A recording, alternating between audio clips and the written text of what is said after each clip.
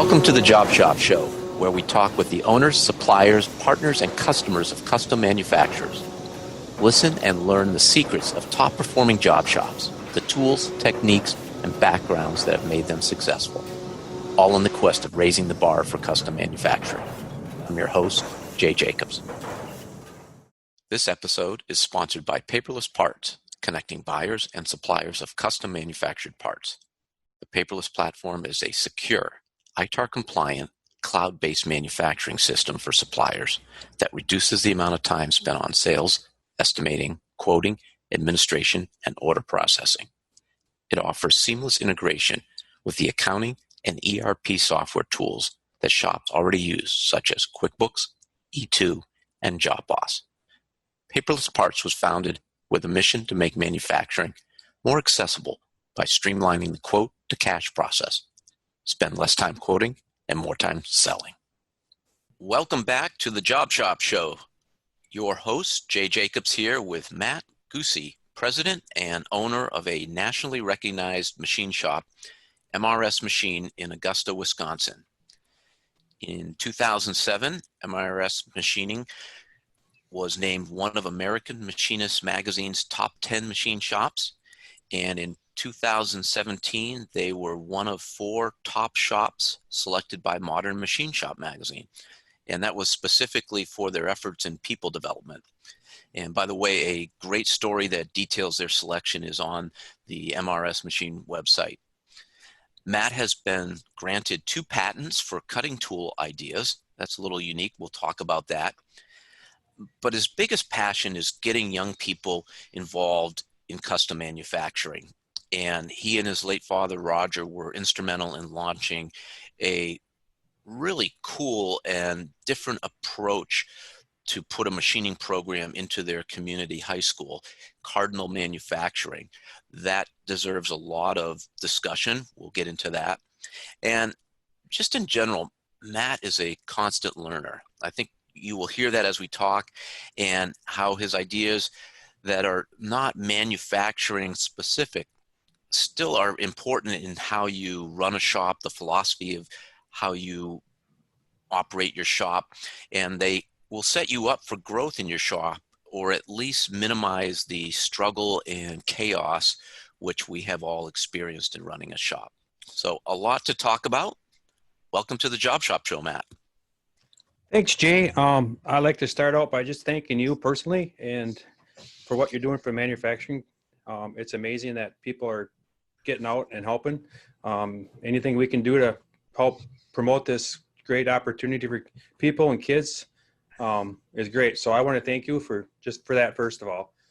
Well, we appreciate it. And the opportunity for you to tell your story, again, these unique things that you're doing, I am so happy to share that with our audience, and hopefully that will stimulate some ideas that they may have going on in the back of their minds in terms of how they can push custom manufacturing, make that a little more aware in their community. So we're going to get into all that.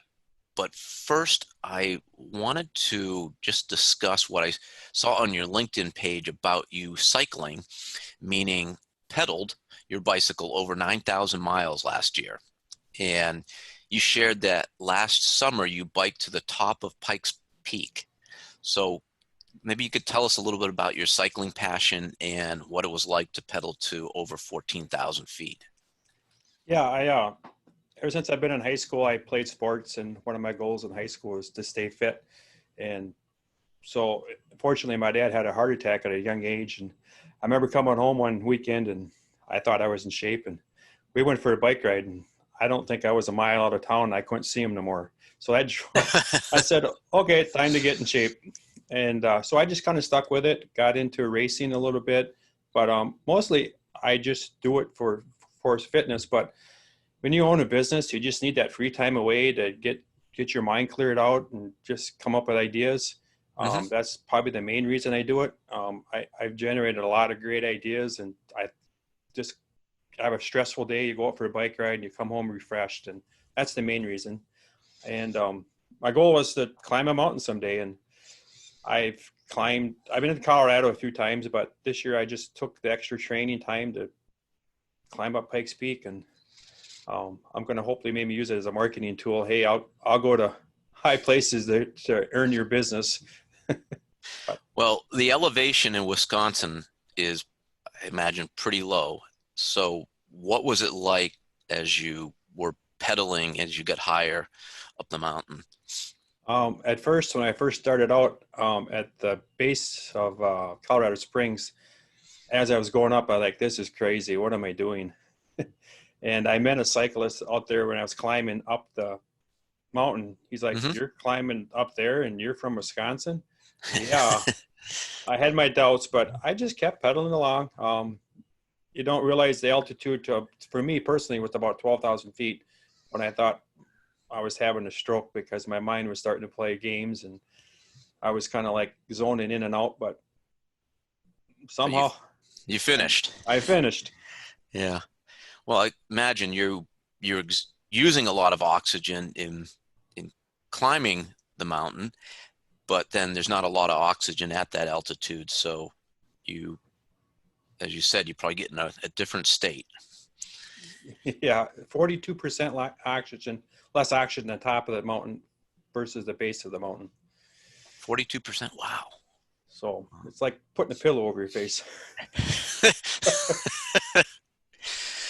Well, one of the things that I have been impressed as we have gotten to know each other and as I prepped here was that you are constantly learning, you're trying new things, you're expanding your knowledge and your capabilities in what I would consider a growth mindset. What drives you? What makes you do this rather than be satisfied with the status quo? Um, I like people. I like to challenge people. I've been challenged. When I was in high school growing up, I was told that I was going to be unsuccessful. I was not going to have a future. I couldn't sit in a classroom and just look at a screen and have a teacher talk to me. So I always said, hey, I'm going to be better in this. And I like driving. I see people that have talents and gifts, and we have to find their talent and gifts. And once we do that, I see people flourish and blossom. And that's my passion. And I drive all my employees here that way. I drive students that way. You know, what's more exciting to have a young youthful kid, girls, Mm-hmm. and they see a dream and then help them lay a plan out to get to that dream. Nothing's ever good enough for me. I always think it can be done better. So how are some of the specific ways that you drive people? Just encourage them. We all make mistakes in life. And the first words out of my mouth, what did we learn by it?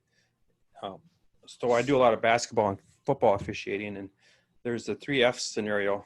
You fail fast, you fix fast, and you forget fast. Can you expand on that? You know, I guess I could maybe relate it to manufacturing.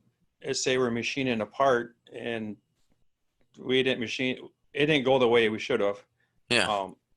It's not dwell on that. It's say, hey, how can we make this better? So now we're in the fix mode, and we don't want to keep dwell on how bad we machined it. It's forget that part of it and fix it, and then let's move forward to how we can machine it better. And that's just kind of how I apply things in life. What are some of the ways that you learn how you decide you want to do something? How do you go about it? Well, my younger days, I had no fear, and that kind of can get you in trouble. But I still have that fear a little bit. You got that fear factor, Mm-hmm. but you also got to live. You got to be on the edge. You know, it's just like when you're cutting apart or ripping some metal off. You take that tool just till it blows up, and then you back off 10%, and that's usually the comfort zone. Mm-hmm. That's kind of what I do. I kind of always have that in my head. Are you more hands-on person? Do you do a lot of reading? Do you listen to podcasts or other materials? How do you acquire that knowledge? So back 25 years ago, we didn't have cell phones and all that stuff to learn. So I used a lot of magazines, read as much time as I could, researched, called people. But now with technology, you can go on YouTube, Google, anything in the world. And that I kind of use that technology. Podcasts are becoming a big thing. I really enjoy them. I love hearing Hmm. people's stories. And if you can learn, my goal every day is to learn one thing, something new. Hmm. That's just my passion. And if I go home and I didn't learn something new that day, I really feel depressed. I don't,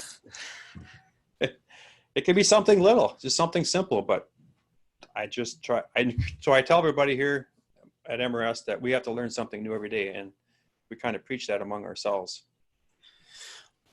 That's really interesting because it does come from the top down, and we hear the term innovation a lot, but learning is just another way of saying innovation.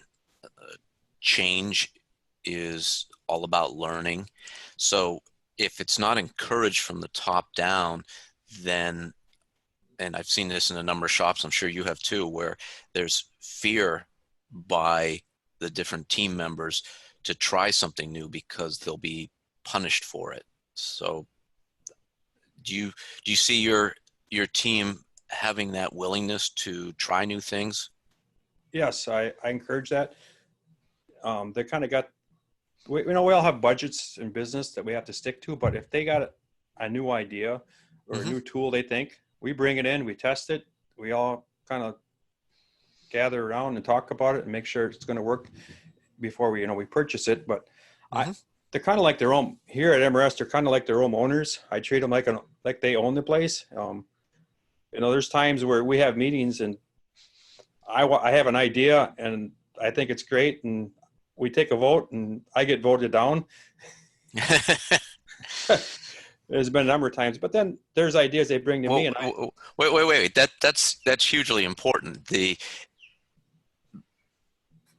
ego is such a powerful part of who we are, and for an owner to be okay with being voted down, that you really have to set aside your ego of thinking you know everything and know what's best for the company. yes, I just like I said, we're all in a neutral playing field. There's the guy that's been here 1 month is treated just the same that the guy that's been here 25 years. Um, we're like we're a team, and that's Hmm. you have to be a team player. Hmm. If Well, that's important too, because the guy who is here for a month, he's really, or she, very important in asking questions. Why are you doing that? And so often it's because we've always done it that way. And they give you the fresh perspective of maybe just because you've done it that way, it's not the way that is necessarily the best way of doing it. Yeah, some of the evil words of any business. That's the way we always done it. That's right. That's right. Huh. So could you give us just a brief synopsis of who MRS Machine is so that the audience has a has that sense as we continue our conversation? Yeah, as far as what we do here, Hmm. what the show is, it's called the Job Shop. MRS is a job shop. We sell time. Um, we make products in about every industry there is. Probably not nuclear. That's one thing we don't do here. We Okay. be honest with you, what our customers tell us, we make good stuff. We we're about service. We're about making quality parts on time. We're not the cheapest, but that says a lot for the price and delivery. You have to pay for that. Everybody Hmm. here is kind of part of it. Their business owner. They got the will to come to me with ideas. Um, How big is the company in terms of team members, square feet, pieces of equipment, that sort of thing? okay, we have 47 people that work here. We have 32 machinists. And what's unique about that part of it, when I say machinist, I truly mean machinists, not people that push buttons, because no one here is a button pusher. Okay. They can take a print, take a hunk of metal, and set it up themselves from start to finish. Um, we have 24 pieces of CNC equipment, and we have all our equipment is Mazak. There's a reason behind that. Our when I What's that? Well, we started out, we're kind of a quick turn shop. We're a high mix, low volume, Hmm. and we needed a control that we could set things up and program it right on the fly and go forward. We didn't. Hmm. A lot of the guys, a lot of my people come out of tech school adapted to that philosophy real quick. So we just kind of stuck with it. Not saying there's other brands out there that are great. It just, we get great service and they're easy to control. All the controls are the same. Anybody in any area work cell can jump on a machine. If the machine goes down, which it hardly ever does, but we can take that part and put it in another machine. Hmm. And we just kind of kept that mindset. We adopted the same philosophy at Rapid. We used a different machine tool supplier, but all the machining centers were the same for exactly the reasons you just stated. And there are huge benefits of that. And I think one of them, which is really important today with the technicians, we have are always struggling to find talented people to staff our shops, but the folks who are supplying us with the machine tools are struggling to find the technicians to service those. And if you are a large customer, you just have more awareness in their mind share that when something does happen, whether it's conscious or unconscious, you are more likely to be at the top of the list than somebody who has a mix of machining centers from different equipment providers and hasn't made that commitment. So a lot of benefits there. Yep. And the big thing about Mazak, it's done in one. We can get at all angles of the part. Mm-hmm. We can turn it, mill it. What we're really good at is turning and multitasking. Round parts with side features. That's what we really excel at. And the reason I probably got into turning, I think I told you this before, is I'm kind of a lazy machinist. I don't like I like the machine to deburr the part.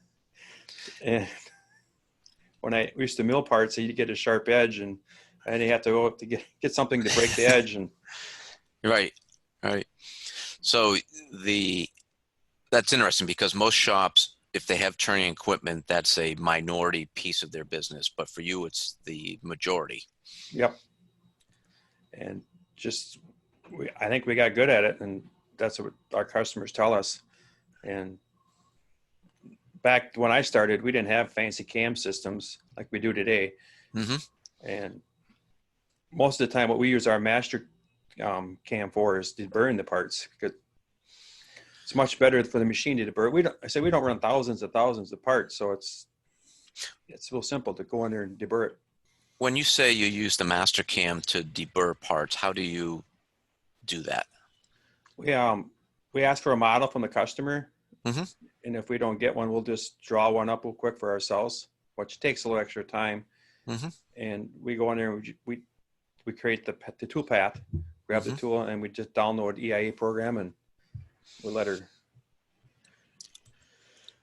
fly. And it's a much nicer looking part. It's more symmetrical. Doesn't look are you doing like a trying to think how it's described, like the pencil line trace along the edge for sharp edges with the machine tool to deburr? Is that what you're talking about? Yeah, Mastercam came out with a new deburring feature, and then the program. What do they call that? I think they call it deburr. Okay. Okay. The deburring feature.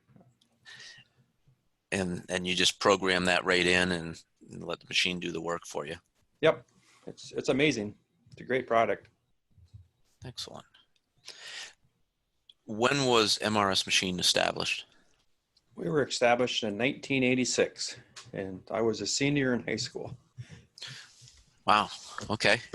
Did you go directly into the shop after high school? Yeah. So it's kind of a funny story. When the building we're currently in, I was a senior in high school. I was born and raised on a farm. We had to shut the farm down, and my dad had a second job as a machinist, and he worked here. So I started sweeping the floor, and I can remember one summer in July that someone didn't show up for second shift, and they asked me to run the machine, and I'm thinking, this big fancy horizontal machine, me? Okay, I'll give it a whirl. Mm-hmm. I just kind of liked it. It kind of got the blood flowing, and hey, this is kind of cool. So one of the guys must have seen some potential in me, and he started showing me a little bit about M&G programming. So the guy that owned the company came out and said, "Hey, I'll send you to school, and I'll pay for it." And okay. Well, unfortunately, he got killed in a car accident, Oh, and the place ended up shutting down. And that's how MRS started, because my dad was friends with some of the customers, and we ended up taking some of the material and mm-hmm. putting it in his garage. And they asked my dad if he could finish machining it.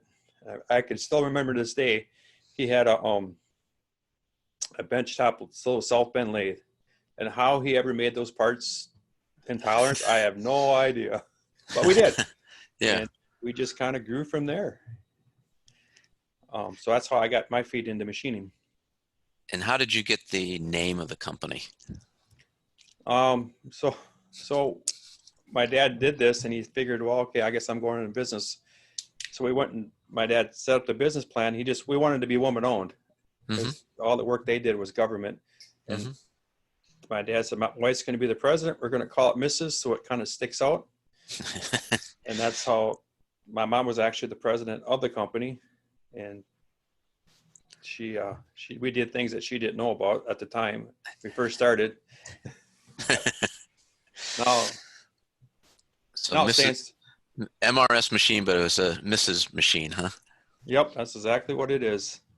And today it's my wife's the president, or not the president, but she's a majority shareholder. So Mm-hmm. I still got two bosses. Okay. Anything else you want to share about what you folks do in the shop? What makes you unique to your customers?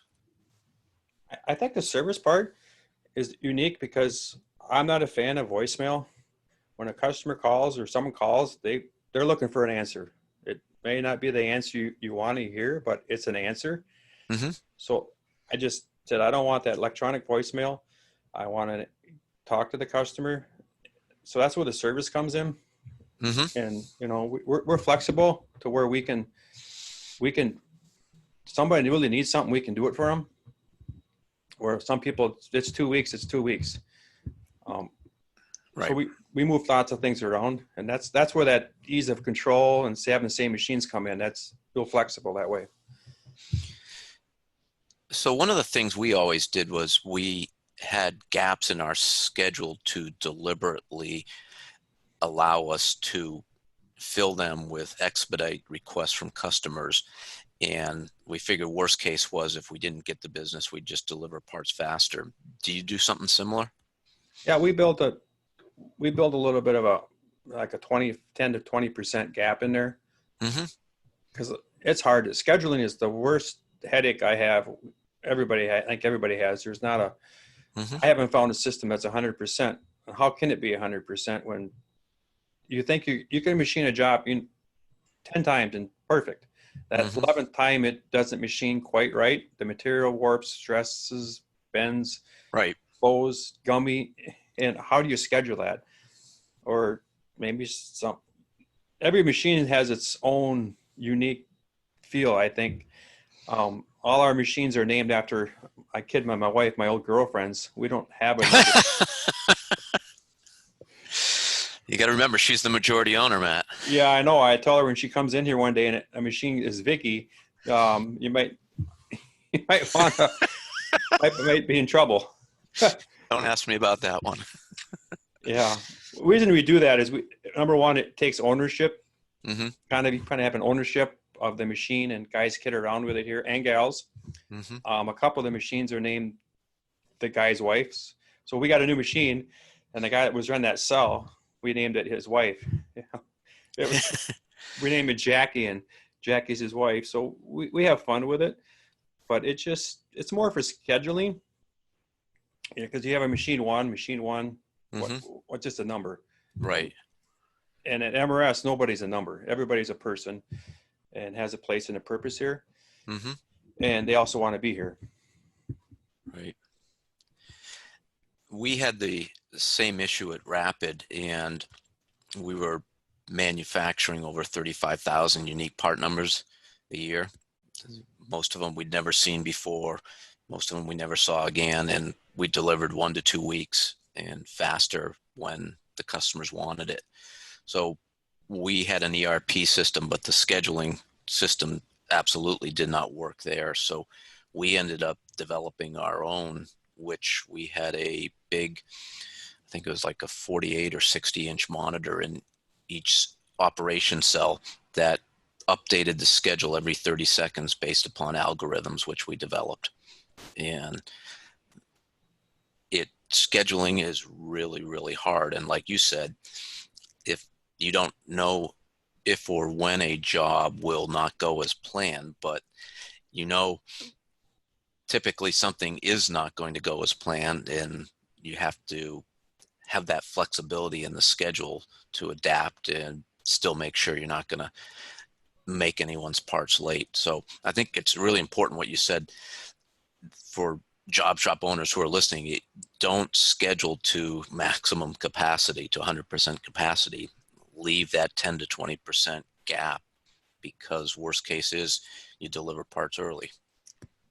Yeah, there's nothing wrong with that.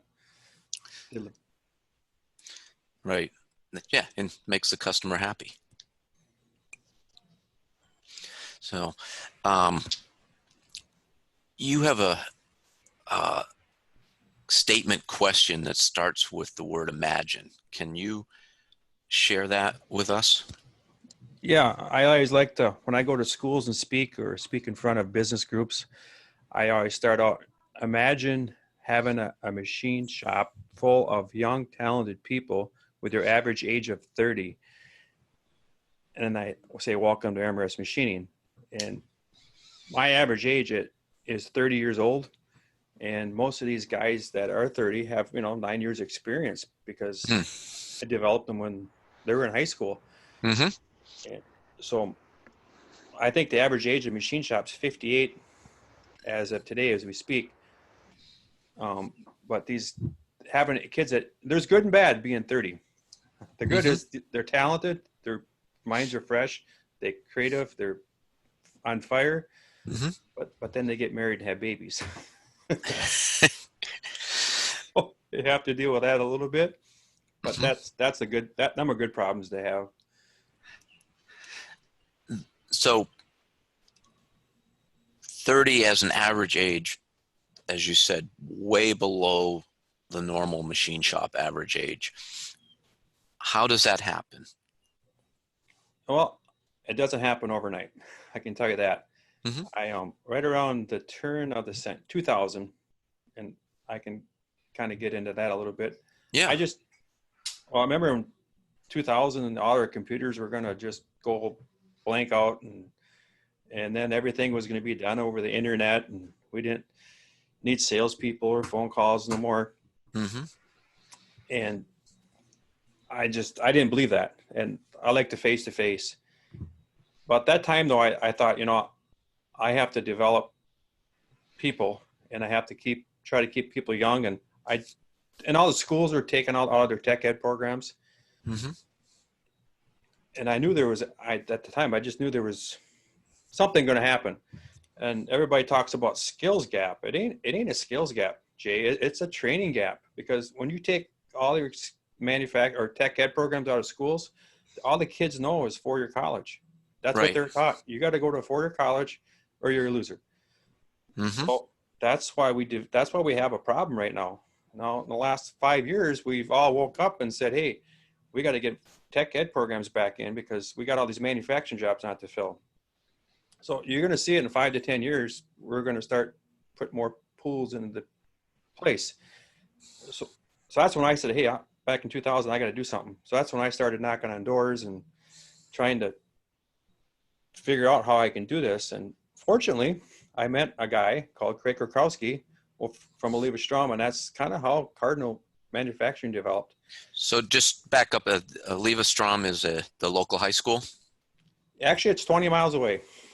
Okay. Well, here's a funny story. I look out my window right now, I can see our high school. Oh. And that was another thing I did. I ran for school board because I was frustrated that I could not get in the door with our tech ed program. had to get developed. And just some school districts get it and some school districts don't. And you can only go so far. But we're rolling, the ball's rolling over here in Augusta. But the reason I joined the Levi Strom is I had met Craig, and we'll talk more about that. He's a firecracker. He could just, well, tell us about him. Well, okay. Well, 2006, I was at IMTS show, and I'll give my IMTS promotion here. All great things happen at IMTS. It's just not looking at machines and stuff. You meet people. Right. Unfortunately, I met Craig, and we didn't have cell phones back then for some reason. And it was kind of I met a guy, and he said, "Hey, meet at this banner at 10:30." And okay, so I met Craig, and we got together, and we met, and he started telling me, "Hey, I want to set up." I had a job shop in a school, and it worked real well. And then it died because I moved back over to Levi Strom. I'm finishing up my teacher license, and I'm going to start a job shop in a high school. And I looked at him, and I'm like, man, that's kind of like music to my ears. Hey, when you get back from Chicago, can you come and see my dad and me? Sure. Okay. Well, we waited probably, I don't know, it must have been the summer or spring. He calls us up and, hey, Matt Raj, can I come over and see you? He came over, and I can still remember this day. My dad told him, you know what, Craig, one hand's for giving and one hand's for receiving. And I haven't been doing a very good job at giving. And what do you need us to help us out? And Craig kind of looked at us kind of funny. And I told Craig, I'll go shoot for the moon. And he said, okay, I need a CNC lathe or a CNC mill. I need a manual mill. And my dad said, we got one out here. We got a saw. We got a Bridgeport mill. You can have them. They're yours. And Craig kind of looked at me. Well, okay. And so I just kind of got on his back and started riding with him. And Craig said, I can't do it overnight. It's going to take 2 years to clean the shop up, bring that culture into the school district, and kind of go from there. He did an excellent job at it. And today it's a passion of mine working with those kids. So this is called Cardinal Manufacturing. Yes. And the reason it's called Cardinals, they're called the Levi Strom Cardinals. That's their logo, or not logo, that's their mascot. Okay. And this is in a high school, and it's a for-profit machine shop, not a machining program in the high school, or maybe it's part of the machine, but it's specifically, from what I understand, they are making parts that are sold. Is that correct? That's correct. So the first question that came out with a lot of area local shops is like, they're going to be our competitor. Well, I told them, if you're threatened by a bunch of teenage kids who have class about 2-3 hours a day, you got other problems, buddy. Yeah, that's definitely the way to be looking at it. Yeah. And yeah, so this school has got 170 kids in the whole school. All four grades. All 4 grades. Yes. No, 7 through 12. Okay. We started in middle school, and we have 85 kids in that program. Now remember, we're in the middle of a cornfield now. So we start them in 7th and 8th grade. We teach them metals. We do a little projects on woodworking. We start teaching the soft skill part at that age. Mm-hmm. And then once they get into high school, then we start teaching Metal 1, Metal 2. And then when they become juniors and seniors, they have to apply to get in the program. Well, so now what is Cardinal Manufacturing? Well, it's really a student-run business. We have office people, we have marketing people, we have production supervisors, we have lead machinists, lead welders. They have to talk to the customers. They have to meet deadlines. They have to make the parts the print. Mm-hmm. Now, these ain't high tolerance parts they're making. It's parts that any other shop probably wouldn't do. Or you'd be going backwards. But these kids take these projects and they learn. Mm-hmm.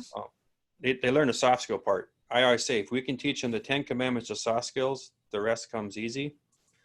So the program does 3 things. It does generate a revenue for the school. 30% goes back to the school because they have to pay for the lights, air conditioning, heating, right, and all that. 30% goes back into the program for buying tools and materials. But the key thing here is 30% goes to the students. Well, how much is that? Well, an average year, we give a student $2,400. So they literally get paid to go to school. Really? And yeah, so that excites a lot of kids. So it's really a job. They're going to school and it's also a job. How exciting is that? Mm-hmm. No, it's kind of like a profit sharing. If you're not good in school, you do some naughty things. So you're late or you're tardy, or you don't show up. While we take off, we start back figuring that a little bit more. So Uh, not every kid gets $2,400. Some may get $1,900. So we just been really cutting a check to them. And there's a lot of, well, how can you do that in a school? You can do it. It's a club. We put it in a club account, and okay. they actually work for the school. Mm-hmm. The legal alley. It's all.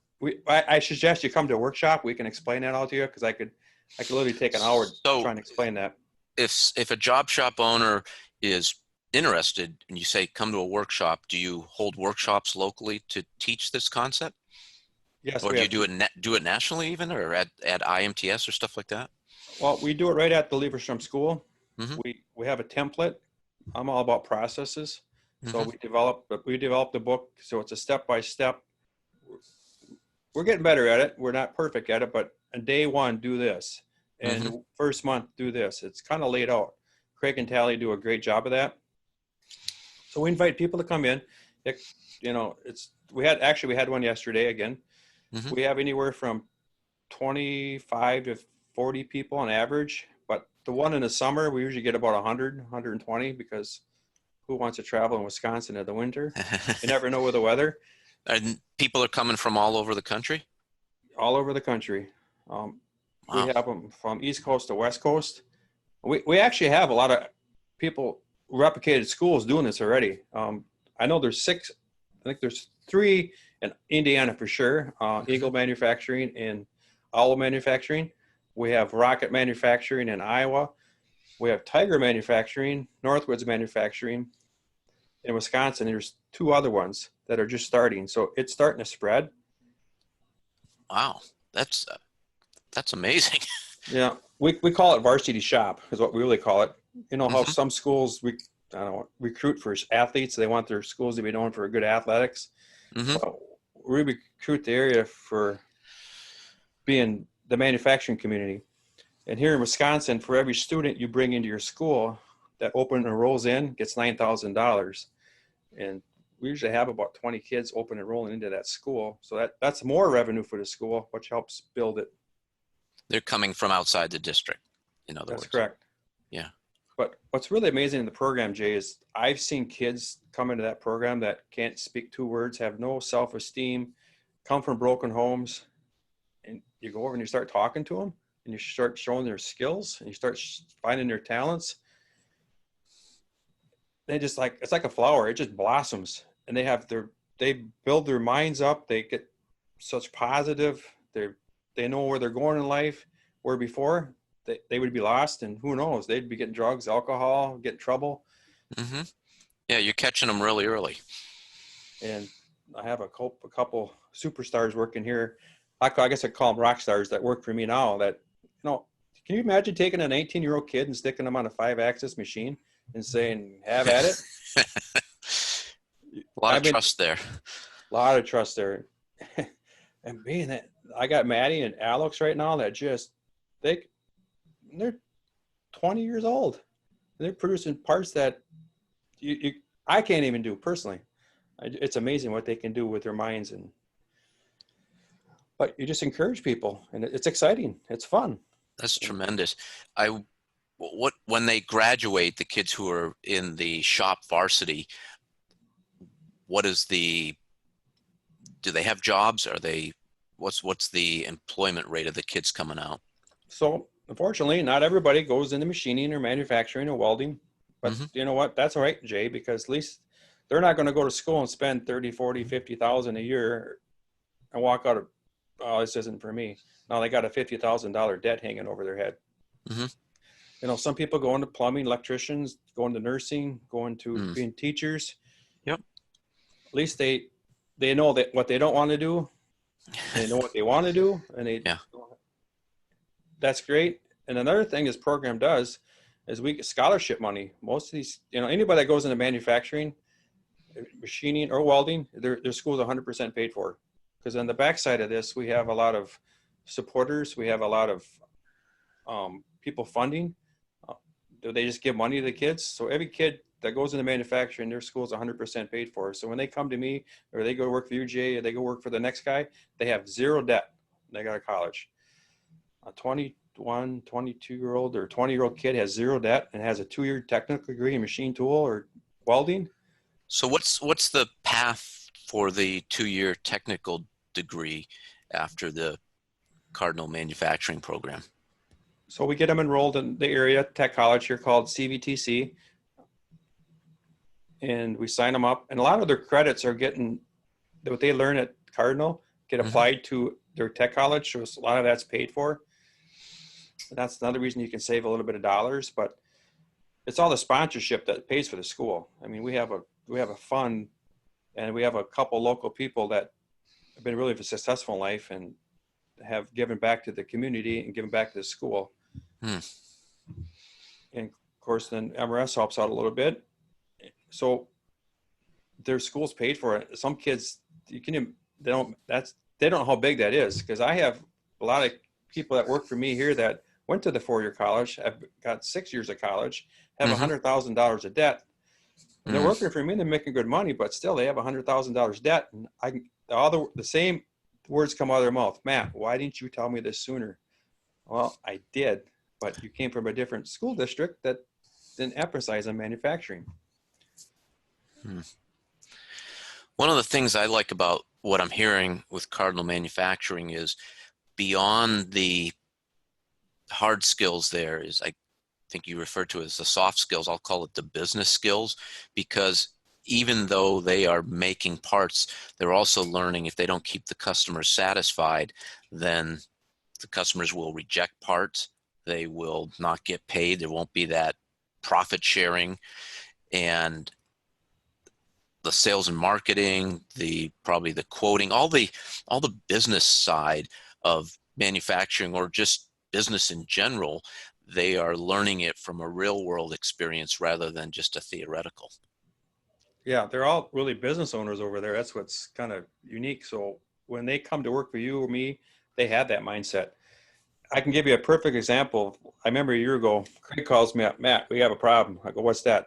Well, we're having a little problem with a couple of students fighting. And so I said, I'll be right over. So I went over that afternoon and called them all in the room. What's the problem? Well, you can't tap aluminum on a CNC mill. Oh, you can, huh? No, it don't work. And he says you can, he says you can't, and they weren't getting along. So I go over to the wall. We have the 10 Commandments, and I can send you the link for the 10 Commandments of soft skills. Getting along and playing the sandbox together was kind of the one I pointed to. And I said, you guys got to figure this out. You can tap aluminum.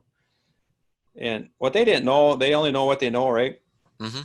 So I went over there, and first thing I did is I measured the drilled hole. I said, what size drill you got? And they said, well, we got a 3/16. Is that the correct tap drill for a 1/4-20? Oh, I don't know. So we worked through that part of it. And all of a sudden, they got the correct drill size. And I explained to them that drill charts are back from the 1950s. They were designed to, expect that drill was going to cut oversize. Well, today's drills and the sharpening skills, they actually cut the size. So you have to use the correct drill size in the drill chart.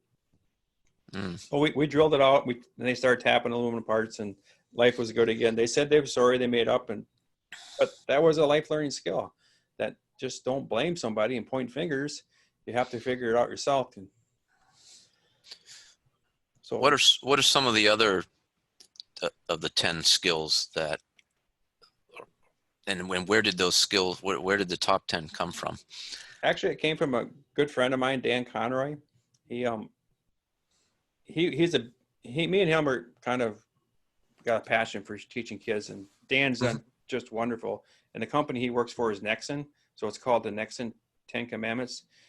Dan's kind of retired now, but Dan just sat down and said, hey, we got to come up with some soft skills. And basically in 10 minutes, he wrote this top 10 commandment thing. Hmm. He's just an amazing guy. He's an awesome speaker. If everybody wants to come and have some speak, I learned so much from him. Actually, I'm gonna go back. I'm gonna go back to 2007 when I won the American Machinist Top 10 award. Hmm. That's got a lot to do with Dan, because Dan invited me to his facility, and I encourage that. That's another thing. You know, we're all shop owners. We're all humbled. We're all like, oh, we can't tell our secrets. We can't show people. I don't encourage that. Around here, we all invite each other to each other's shops, and Hmm. we're not there to steal customers. You know, Jay, we're not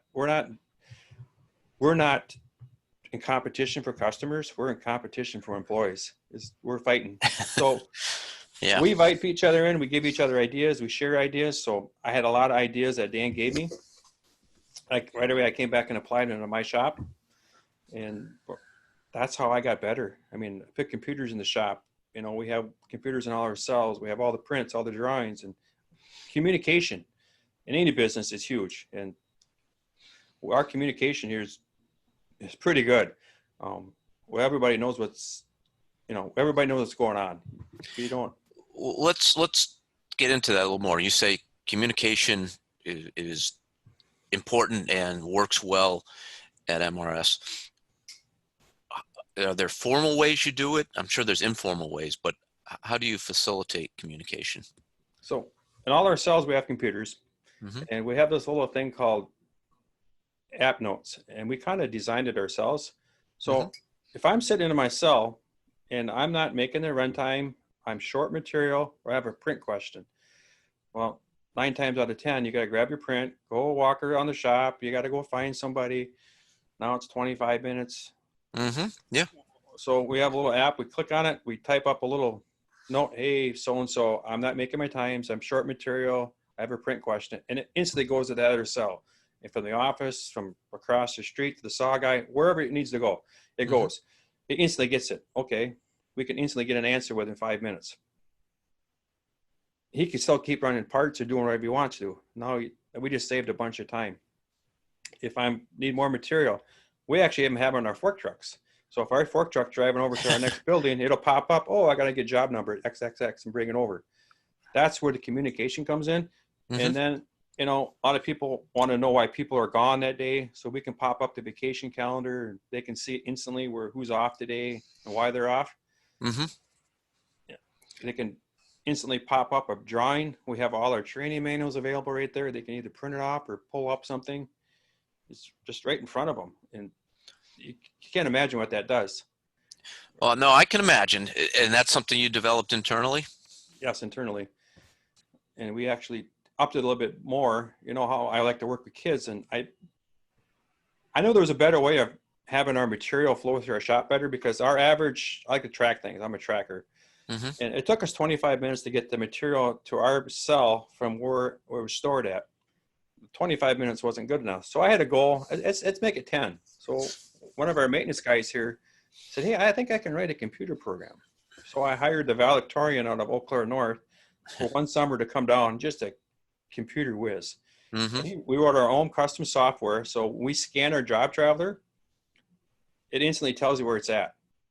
So if it's in bin A4, I know it's an A4. I go over there and I get it. If I have to get a fork truck driver, it'll note the fork truck driver that, hey, I need A4 in cell number 2. We went from 25 minutes to 5. So now things are keep humming and humming and humming. And I can tell you another thing we did. Everybody wants to buy this product, Jay. I don't know how to sell a software product. We just develop for ourselves. We barcode all our material. Hmm. What do you mean by that? Okay. So my dad was always a stickler about inventory material, and it would take us literally 4 days to do inventory of our raw material. And we just kind of put our heads together. And so we developed a little sticker. The sticker was the key, because when you get material, Right. all the paperwork falls off and all that stuff. Right. But we found a sticker that actually sticks, and it's take an act of God. We even tried sandblasting it off and it didn't work. That was the key, so we can identify our material. And on that little sticker, we have our PO number, we have the material type, and we have the material size. So literally when our saw guy goes and grabs a bar of material, he scans it, saws it, and he'll measure how much he took off and put 12 inches. Puts it back on the shelf. We know where it's at. We know what the material type is. We know the PO number. We know the heat number. It's instantly there, available. Hmm. So when our lady wants to order material, it'll pop up and say, hey, you got 12 feet in stock, but you need another 12 feet. So now she's only ordering 12 feet instead of 24 feet. Right. It's huge.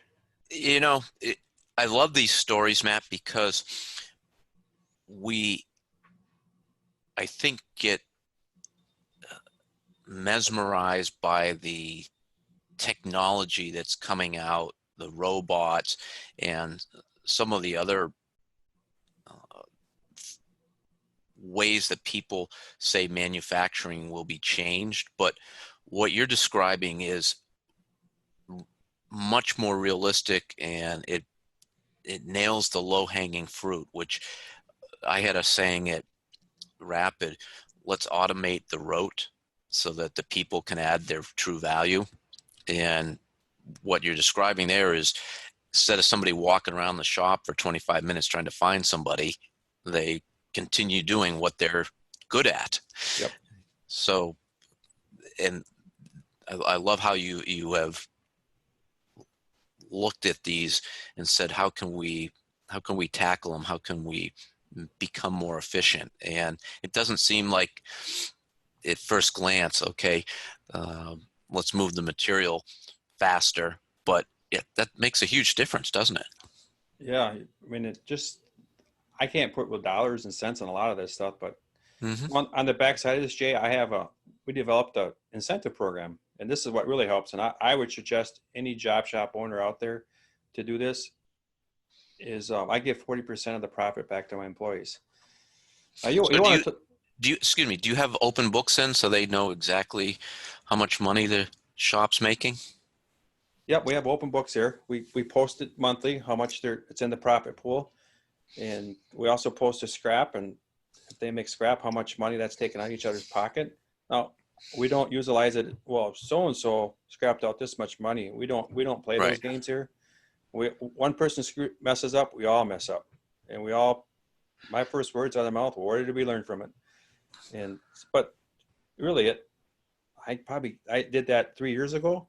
I bet you my profit and went up 20-30%. If you give 40% of your profit back to the employees, that's like you think you're giving them money, but on the backside, I probably made another 30-40% because they took ownership and everything. When did you make the books open? 2016. So relatively recent. Yeah, recently. Yep. What prompted you to do that? Well, I always tell people I can someday I'm going to write a book, machine shop one, how not to run a machine shop 101. How to, I can contribute to that. can you? How I'm still in business sometimes. I just shake my head because me and my dad were machinists, right? Mm-hmm. We know how to make parts. And Yep. someone asked me what a balance sheet and income sheet were. I look at them like, oh, that's a checkbook thing, right? So I was in a peer group for many years, and I learned a lot of things. And so I can go back to back in 2013, I lost my dad, and really Mm-hmm. I lost my best friend. I lost half of myself, and I went through all the emotions of that. And then a year later, I lost my mom, and so that was a struggle. Mm.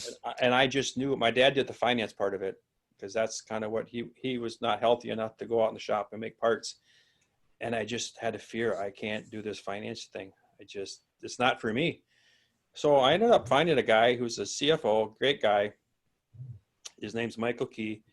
He's kind of he's my CFO, but he's not here full time. And he Mm-hmm. comes in here and he just taught me so much about financing. And I said, I talked about becoming an ESOP company, employee owned company, and that's how this all generated. And he said, I tell you what, I got a better idea. He says, let's do an incentive plan. And he's the one that kind of talked me into it, showed me how to do it. And we brought team members in and everybody thought it was a great idea. And it's, I hire people smarter than me, Jay, and I just get out of their way. And Mm-hmm. I let, if they have a problem, they come to me and I roll my sleeves up and say, hey, how can we fix this to get better or do whatever we have to do? And the place just hums. I mean, I'm very fortunate for what I have. I think that opening the books would be scary to a lot of shop owners. So any words of advice there, or things that might help somebody who's thinking about it get over the hump?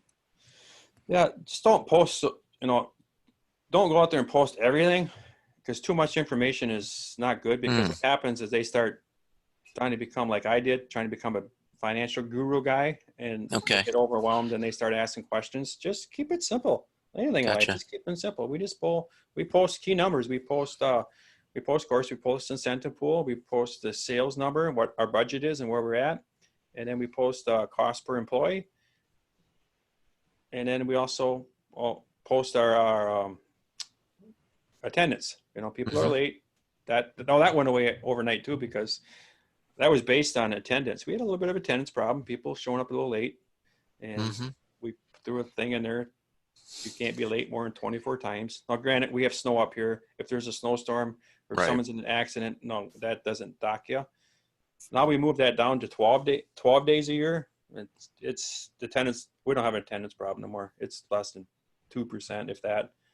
And that dropped dramatically once you put the incentive plan in place. Yes. Yep. That all went away No within kidding. within a month or two.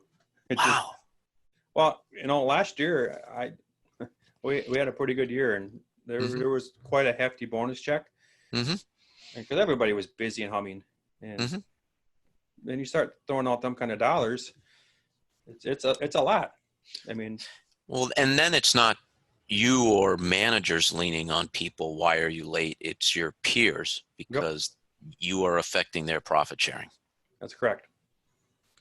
And That's the problem takes care of itself. And I'm not the bad guy now. I don't have to go out there and put my dad used to put the finger in the chest sometimes, and I don't have to do that. Yeah. I admire your management style, and particularly for putting your ego aside and trying new things and implementing them. So I'm sure you've had implementations that haven't gone well. How do you think about those? How do you recover from those? Life's a learning experience every day.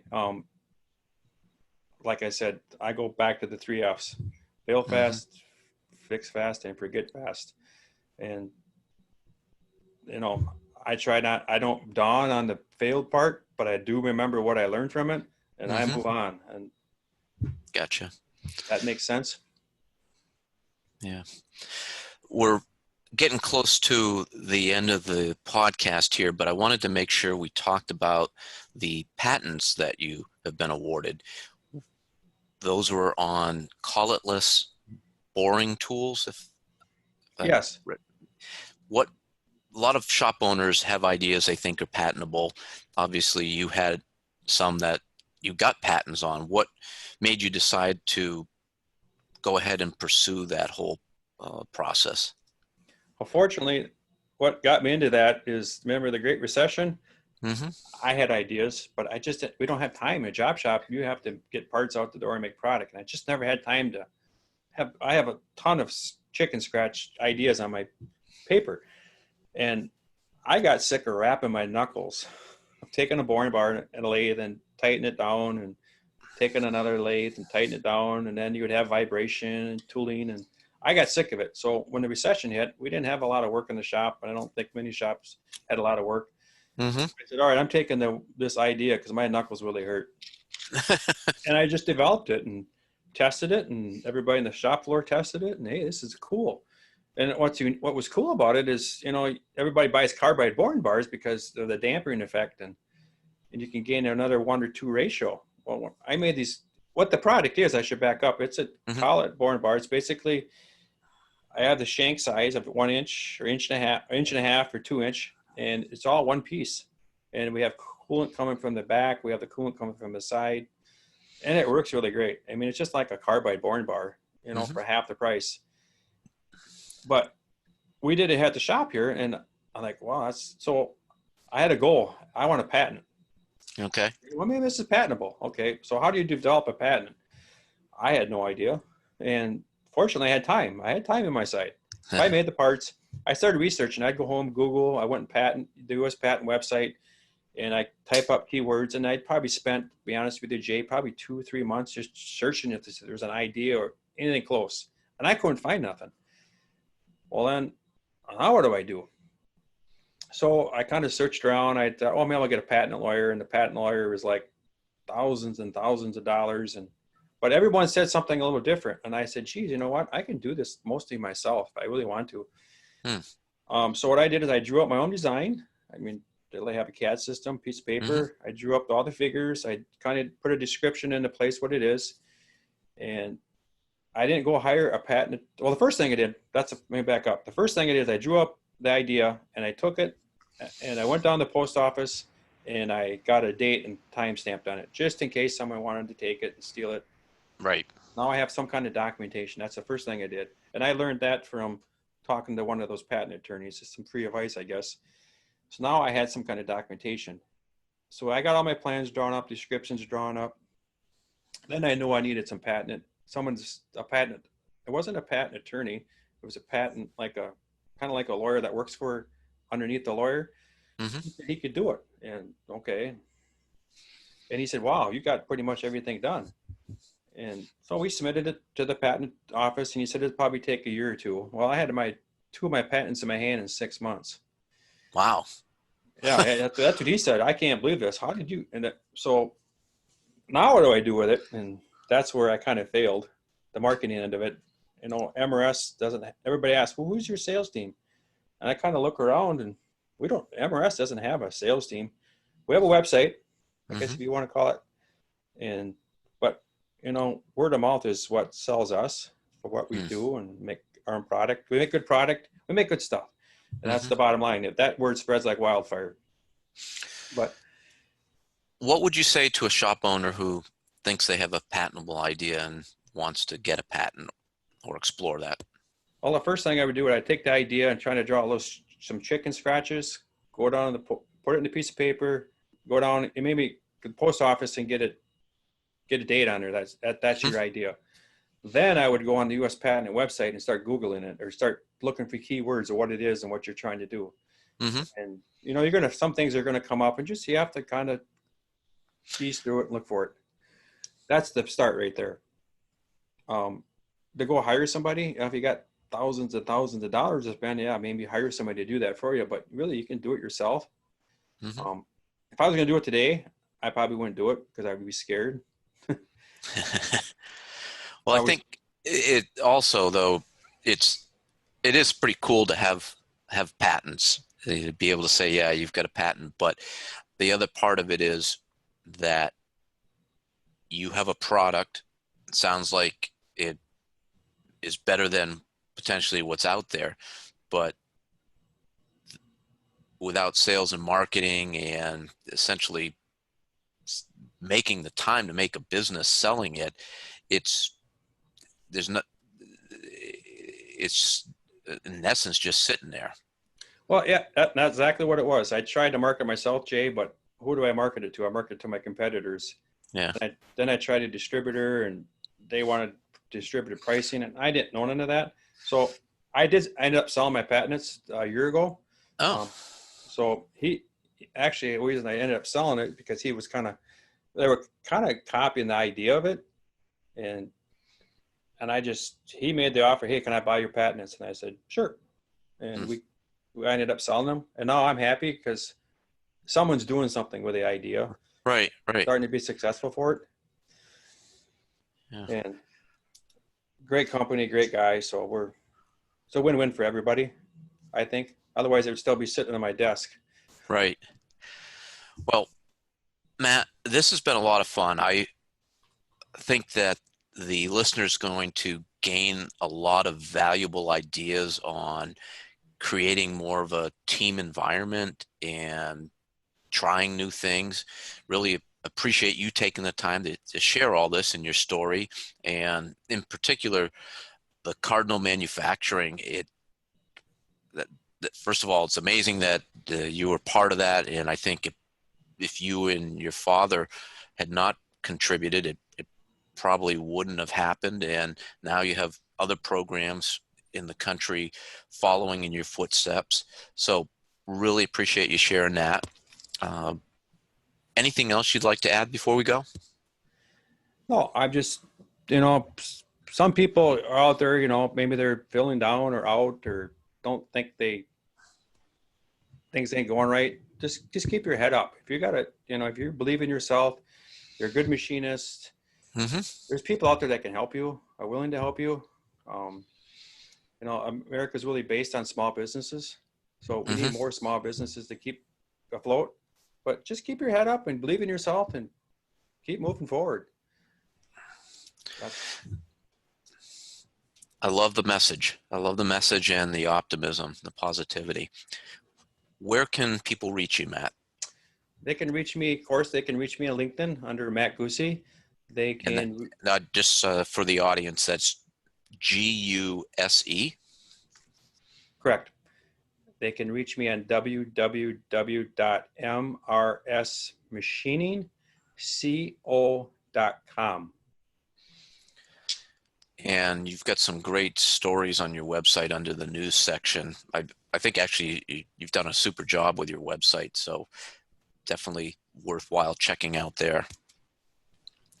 All right. Anything else, Matt? Nope. I just thank you for the opportunity, and I hope somebody out there is listening that I inspired them to do something they wouldn't normally do. Great. Well, thank you for being on the show. And listeners, thank you for making us a part of your day today. Really appreciate you tuning in. One thing we will be doing this year is trying different podcast formats, and one of them will be a Ask Me Anything episode. So if there are any questions you'd like to ask me about my experience at Rapid, please go to our website, thejobshopshow.com, and email those questions in. We really want to make this podcast valuable for you, so any feedback as well is appreciated. Until next time, keep those spindles turning and those lasers cutting. Have a great day.